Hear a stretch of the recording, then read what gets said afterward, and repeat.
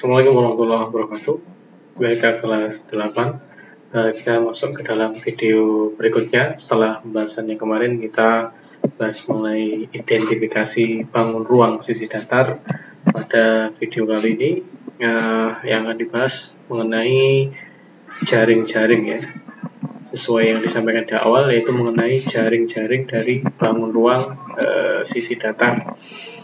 Mungkin pada jenjang sekolah dasar sudah pernah dibahas ya, berapa mengenai jaring-jaring dari kubus, balok gitu ya, bangunan umum. Kemudian nanti juga ada pada pembahasan kali ini kita akan mengetahui beberapa jaring-jaring dari limas dan juga prisma dan penjelasan mengenai jaring-jaring itu sendiri. Baik, jaring-jaring seperti yang tampak dalam video gitu kan ya. Jadi jaring-jaring ini adalah mengubah gampangnya seperti ini, mengubah dari bangun 3 dimensi menjadi bangun 2 dimensi. Ya, bangun 3 dimensi menjadi bangun 2 dimensi. Seperti nampak ini ya. 3 dimensi. Ya, dimensi panjang, lebar, tinggi. 3 dimensi itu maksudnya adalah punya ruang ya, punya ruang.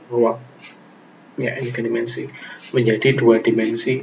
Ya, 2 dimensi itu flat, hanya luas area saja, bukan ruang tapi luas area.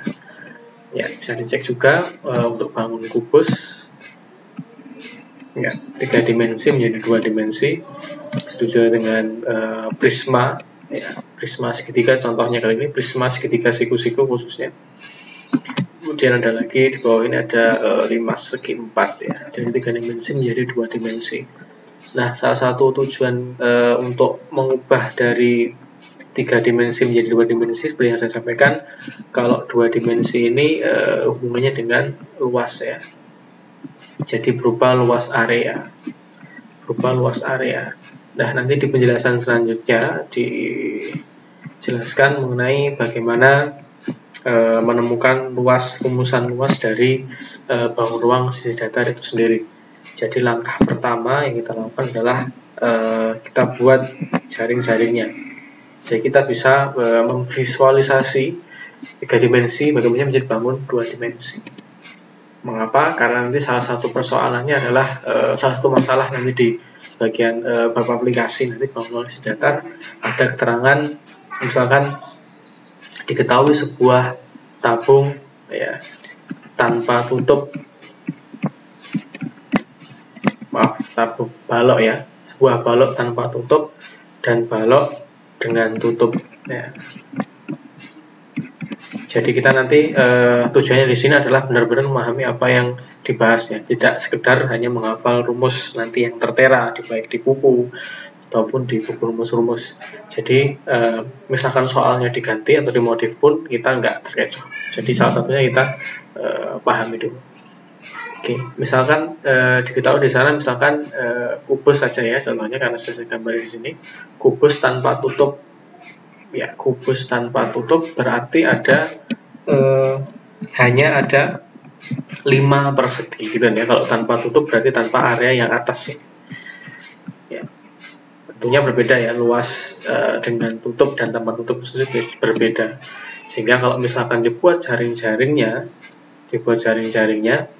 maka yang miss atau yang hilang adalah salah satunya area yang ini area samping ya, sebelah sini ya, area tutupnya yang hilang. Nah, jadi nanti bisa dicek ya di bagian luas nanti kalau diketahui rusuknya dari kubus 9x kuadrat, nanti bisa dicek ya rumusan luasnya adalah salah satunya adalah 6 kali S kuadrat.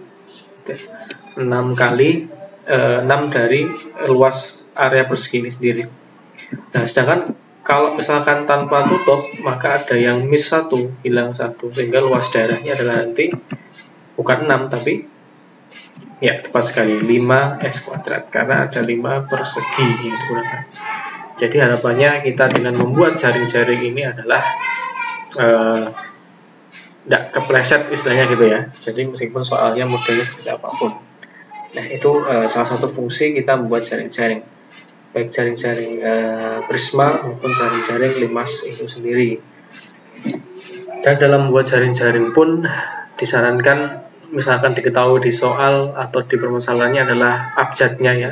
Seperti ini misalkan diketahui Prisma A, B, hurufnya kapital ya, A, B, C, D, E, F, maka pembuatan jaring-jaringnya pun harus ada abjadnya juga. Ini siku-siku ya, ini kurang ya, sebelah sini ya, dilengkapi kayak gitu.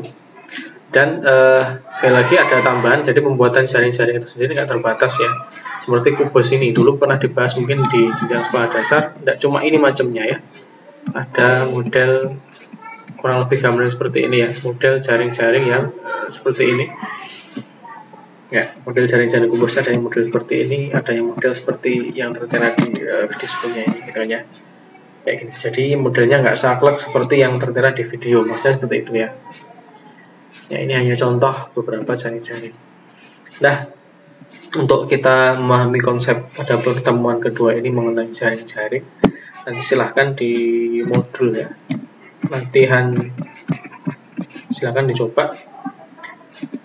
Ada di modul halaman 41 ya, latihan B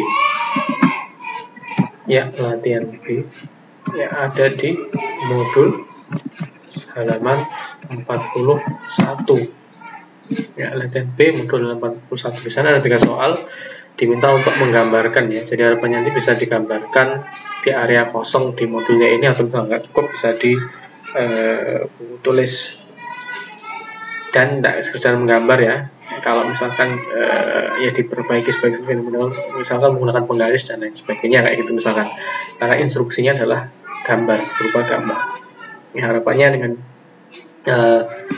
menggambar kita jaring-jaring ini, pemantapan latihan B ini khususnya mengenai jaring-jaring, pemahaman kita mengenai bangun ruang isi datar bisa lebih meningkat.